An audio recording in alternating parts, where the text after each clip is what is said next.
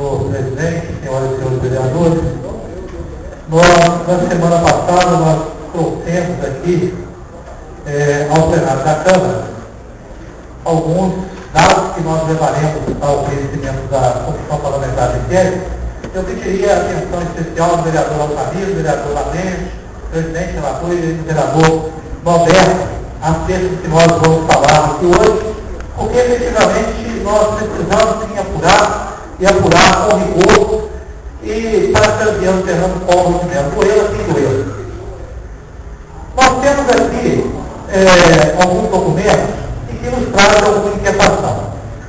Primeiro é uma certidão que segue uma série de certidões, aonde o mesmo imóvel é avaliado, que não quer dizer nada, porque a pessoa ligada ao PT é avaliado por um valor de R$ 23.129.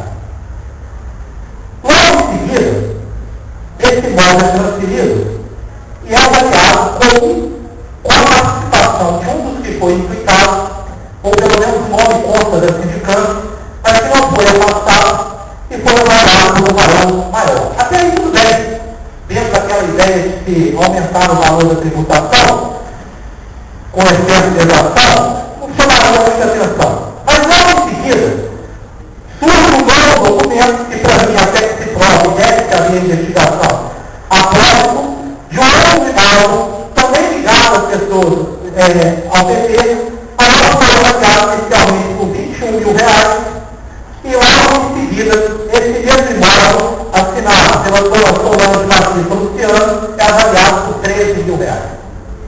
Queremos saber da senhora Solange por que ela reduziu o valor do tributo desse imóvel, no período em que já havia estourado esse escândalo.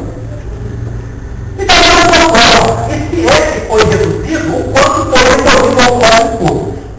E aí, cada pessoa está sendo trabalhadora. Inicialmente, avaliado por R$ 15.964 e depois reavaliado pela dona Solange por R$ 8.000.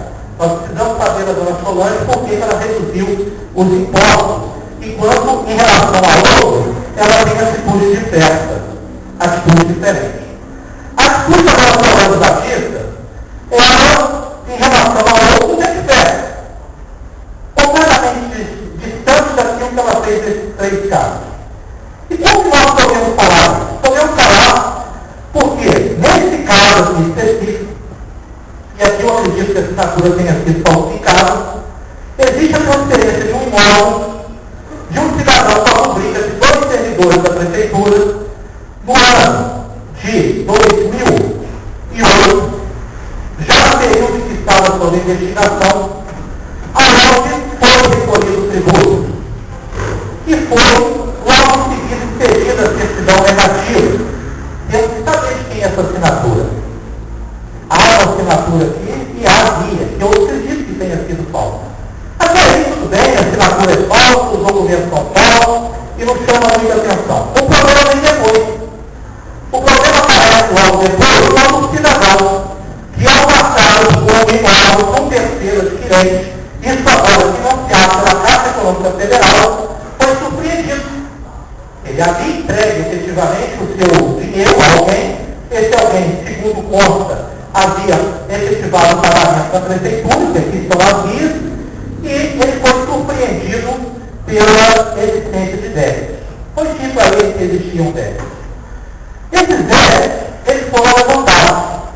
E para o indivíduo que estava vendendo, foi obrigado, segundo ele, a assumir a dívida anterior, que para ele já havia sido efetivado o pagamento.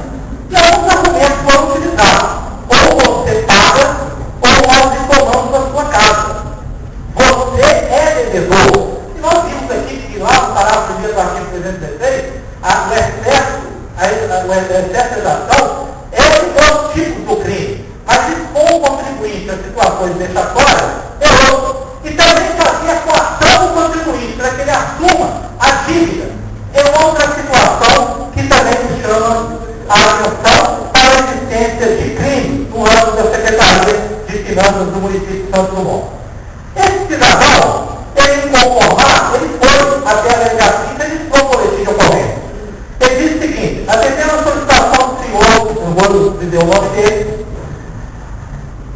Este relatou a seguinte situação, que fora coagido assinar um termo de confissão de dívida e compromisso de pagamento da Prefeitura Municipal de Santos Dumont, referente ao IPTU, exercício 97/2007. Agora o Solano cobra, inclusive, tributo prescrito.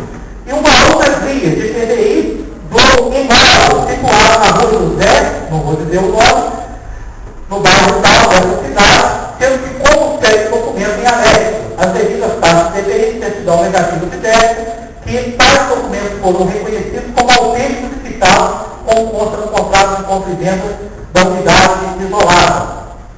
E mudo, condenação fiduciária pelo banco.